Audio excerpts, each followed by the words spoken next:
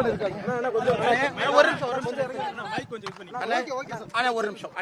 நிமிஷம் எப்படி பேசலாம் போறேன். ஆனா பத்திரிகை நண்பர்களுக்கு காலை வணக்கங்கண்ணா. இது ஒண்ணுமே இல்ல. அதாவது ஒருவருடைய மடியில கனம் இருந்தா மட்டும்தான் வழியில பயம் இருக்கும்.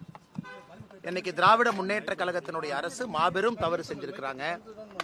அதனால பயத்தில் இருக்கிறாங்க. ஒரு ஜனநாயக முறையில் ஒரு ஆர்ப்பாட்டம் ஒரு போராட்டம் செய்யும் பொழுது குரல் வழியை நசுக்க வேணும்னு நினைக்கிறாங்க. காவல்துறைக்கு இதுதான் வேலையா? கிட்டத்தட்ட தமிழ்நாடு முழுவதுமே ஒரு 6000-7000 பேர்த்து டிப்ளாய் பண்ணி ஒரு இடத்துலயும் செய்யறாங்க. அதனால இன்னைக்கு தடுக்கட்டும். அடுத்த ஆர்ப்பாட்டம் தேதி சொல்லாம நடக்கும். அது 22ஆம் தேதி நடக்கலாம், எப்ப வேணாலும் நடக்கலாம். எதை வேண்டுமானாலும் முற்றுகை செய்வோம். அது முதலமைச்சருடைய வீடாக இருக்கலாம், டாஸ்மாக் அலுவலகம். ஏன்னா எங்களை பொறுத்தவரை முதலமைச்சர் சம்பந்தப்பட்டிருக்கிறாங்க. அவரும் இதுல குற்றவாளி தான். அவர் தப்பிச்சு போக முடியாது. ஏன்னா அவருடைய அமைச்சரவை அவருடைய கண்காணிப்பில் இருக்கு. ஒரு அமைச்சருக்கு அளவுக்கு அதிகமாக பாசத்தை காட்டியிருக்கிறாங்க. அதனால எங்களை பொறுத்தவரை அடுத்த ஆர்ப்பாட்டம் தொடர்ந்து நடந்து கொண்டே இருக்கும். ஆனா தேதி சொல்ல மாட்டேன். காவல்துறைக்கு மரியாதை கொடுத்து தேதி சொல்லி இருந்தோம். அவங்க இந்த மாதிரி பிஹேவ் பண்றாங்கன்னா ஒரு அரசியல் கட்சியா நாங்களும் வேற ஸ்டைல்ல பண்ணறோம். சார், இப்ப பாஜக நிர்வாகிகளை தொடர்ச்சியா கலந்து கைது பண்ணிட்டு இருக்காங்க சார். தடுப்பு காவல்ல கைது பண்ணிட்டு இருக்காங்க. இப்ப அடுத்து உங்களையும் பண்றதுக்கான நடவடிக்கைகள் இறங்கி இருக்கு. அதெல்லாம் பண்ணிட்டுங்க. நான் கைது பண்றது அவங்க கிட்ட பயம் இருக்கு. நான் பேசக்கூடாது. பேசினா பல விஷயங்கள் வெளியே வரும். சோ அந்த ஆர்ப்பாட்டத்துக்கு போகக்கூடாது. காவல்துறை என்ன வேண்டுமானாலும் முயற்சி. நான் தான் சொல்லிட்டேன் பாருங்கண்ணே.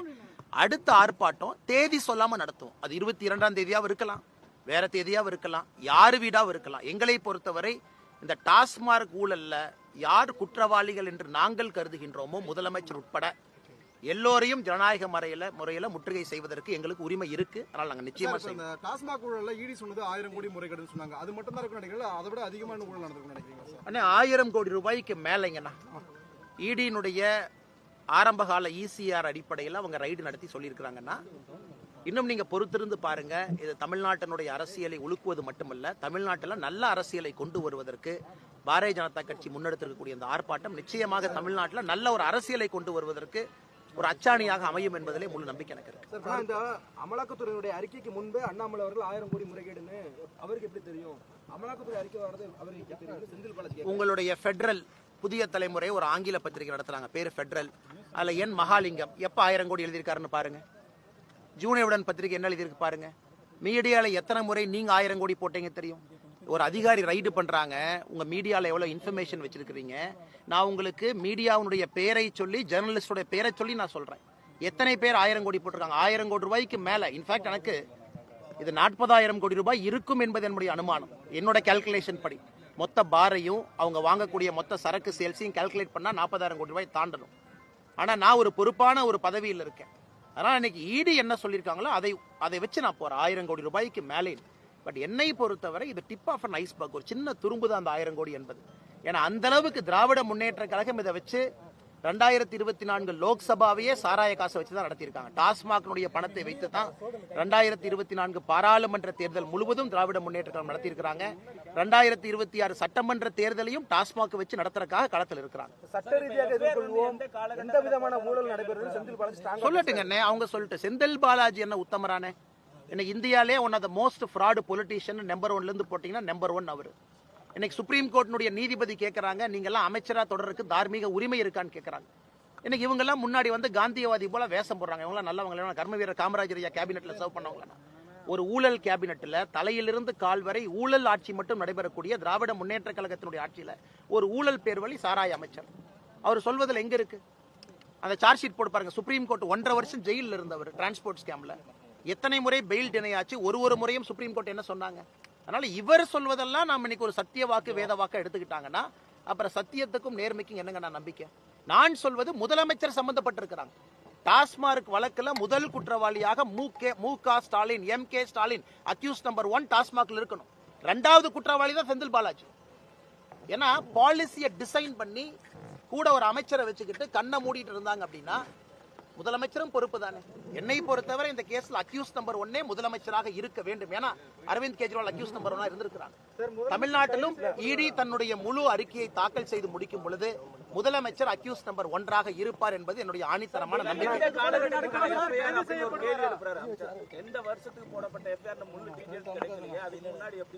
அண்ணா ஒரு நிமிஷம். இன்னைக்கு பத்திரிகை நண்பர் நீங்க எங்கூட நீங்க வாங்க, எந்த பக்கம் வேணாலும் ஒரு FL5 லைசன்ஸ் இருக்கக்கூடிய ஒரு பாரோ டாஸ்மார்க்கோ எங்க வேணாலும் வந்து பாருங்க. சாதாரண மனிதன் கண்ணுல பார்த்தாவே அது தெரியும். இது வந்து 2023ல போடப்பட்டதா, 24ல போடப்பட்டதா, 25ல போடப்பட்டதான்னு முக்கியம் இல்லை.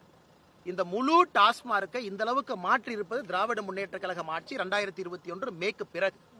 அதான் இடி அறிக்கையில வந்து மிக தெளிவாக சொல்லியிருக்கின்றார்கள், 3 கேட்டகரி FIR கம்பைன் பண்ணி ECIR போட்டிருக்கோம் அப்படின்னு. ஏன் குற்றம் சாட்டப்பட்ட பிறகு இவங்களுக்கு கொடுக்கத்தானே போறாங்க. செந்தில் பாலாஜி அக்யூஸ்ட் ஆன பின்னாடி இடி காப்பி கொடுக்கத்தானே போகுது. அந்த காப்பியை திறந்து FIR எப்ப போட்டாங்க, அப்ப செந்தில் பாலாஜி அவர்களோ முதலமைச்சர் அவர்களோ தெரிந்து கொள்ளட்டும். இல்ல ஒரு புகார் வந்து அந்த புகார் மீதான வழக்கு பதிவு செய்யப்படும், அதுக்கெல்லாம் எடுத்து வச்சு இப்படி சொல்ல முடியுமா? ஏன்னா நாங்களே அதுக்கான நடவடிக்கைகளை மேற்கொண்டிருக்கலாம்ல அப்படின்னு சொல்றாங்க. யாருங்கண்ணா? அமைச்சர் செந்தில் அவங்க நடவடிக்கை மேற்கொண்டிருந்தா வெள்ளை பேப்பர் தாக்கல் செய்ய சொல்லுங்க. ஒருவேளை அமைச்சர் சொல்வது போல, அன்பு சகோதரர் அண்ணன் நீங்க சொல்றது போல அமைச்சர் பண்ணியிருந்தா வெள்ளை பேப்பர் தாக்கல் பண்ணட்டும். டாஸ்மாக்ல இவ்வளவு புகார் வந்திருக்கு, இவ்வளவு நடவடிக்கை எடுத்திருக்கோம், இவ்வளவு பேர்த்த சஸ்பெண்ட் பண்ணிருக்கோம், இவ்வளவு ஆக்ஷன் எடுத்திருக்கோம். இன்னைக்கு முக்கிய புகாரே வந்து நீங்க டாஸ்மார்க் ஒரு லீகல் ரூட்னா இல்லீகல் ரூட்ல 40% மேல சரக்கு வைக்கிறீங்க. அதுல வரக்கூடிய பணத்துல தான் நீங்க ஆட்சியை நடத்துறீங்கிறதா நம்முடைய குற்றச்சாட்டு. இல்லை என்று சொன்னால் வெள்ளை அறிக்கை தாக்கல் செய்யுங்கன்னே. 48% ஐயா வந்துடுறேங்க ஐயா. 48% டாஸ்மாக் வளர்ச்சிங்க. நான் திமுக வந்த பிறகு 33,000 கோடியிலிருந்து 52,000 கோடி. தமிழ்நாட்டில் ஏதாச்சும் ஒரு அரசு நிறுவனம் தனிப்பட்ட நபருடைய சொத்து 48% யாருக்காச்சும் உயர்ந்திருக்கானா? ஆனா முதலமைச்சர் கைது செய்யப்பட வாய்ப்பு இருக்கா? எனக்கு தெரியாதுங்கண்ணா. என்னை பொறுத்தவரை முதலமைச்சர் இதுல குற்றவாளிங்கண்ணா. ஏன்னா அவருடைய கண் பார்வை கீழே தான் நடந்திருக்கு. பாரதிய ஜனதா கட்சியினுடைய குரல் வழியை நசிக்க வேண்டும் என்று முதலமைச்சர் நினைக்கிறார்னா அவருக்கு பயம், அவருக்கு எங்கேயோ பயம், அவர் வீட்டுக்குள்ள பயம். அதைத்தான் நான் சொல்லுவாங்கன்னா, அதிகாரப்பூர்வமாக நான் சொல்ல முடியாது. என்னோட யூகம் இது. முதலமைச்சருடைய நடவடிக்கை பிஹேவியர் ருப்பி சிம்பல்ல இருந்து எதற்காக இத்தனை ஆரம்பிக்கணும்? எதற்காக கடந்த ஒரு மாத காலமாக பதட்டத்தில் இவ்வளவு வேலை செய்யறாரு? இவ்வளவு பயந்து போய் என் முதலமைச்சர் இருக்கணும். அதை பார்க்கும் பொழுது தெல்ல தெளிவாக தெரிகிறது முதலமைச்சருக்கு இதுல நேரடி சம்பந்தம் இருக்கு.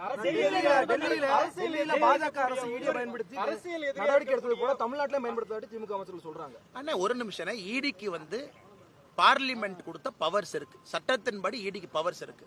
இந்தியால எங்க வேணாலும் ஆபரேட் பண்ணலாம். They have law behind themselves. கணக்கு அவங்களுக்கு சட்டம் இருக்கு. அதை தடுப்பதற்கு இவங்களுக்கு என்ன ரைட் இருக்கு? அப்ப அதே நான் டிவிஎஸ்சி சொல்லாமே. டிவிஎஸ்சி மாநில அரசு கீழே இருக்கிறாங்க. டிவிஎஸ்சி வச்சு நீங்க மத்த கட்சி நண்பர்கள் நசுக்கிறீங்க நாங்க சொல்லாமல்ல. அது பாயிண்ட் இல்லைண்ணே. அவங்க நடவடிக்கை எடுக்கிறாங்க, கோர்ட்டுக்கு போங்க, அரெஸ்ட் பண்ணா பெயிலுக்கு போங்க, ஜாமீனுக்கு போங்க. அதை வைத்து கோர்ட் நியாயம் சொல்லட்டும். ஈடியே வரக்கூடாதுன்னு சொன்னா என்ன விதத்தில் நியாயங்கண்ணா? அது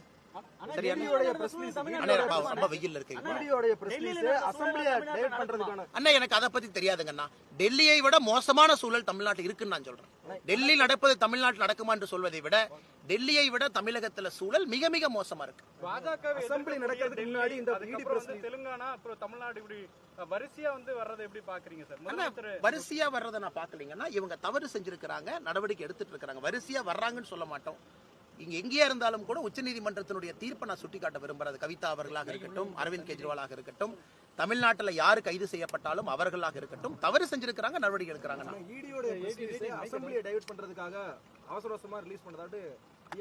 இவங்க பண்ண பட்ஜெட் டிராமா, சிம்பிள் டிராமா எல்லாமே ஈடியினுடைய ரைடை டைவர்ட் பண்றதுக்காகத்தான் இவங்க பண்றாங்க. நான் குற்றச்சாட்டு வைக்கிறேங்கன்னா, இவங்க பண்ண அந்த ஒரு மாசமா பண்ண டிராமாவே ஈடியினுடைய ரைடை டைவர்ட் பண்றதுக்கு தான் இவங்க இந்த டிராமா பண்ணிருக்காங்க. தலைவா நான் முன்னாடி போறேன். எல்லாம் டீ சாப்பிட்டு வாங்க.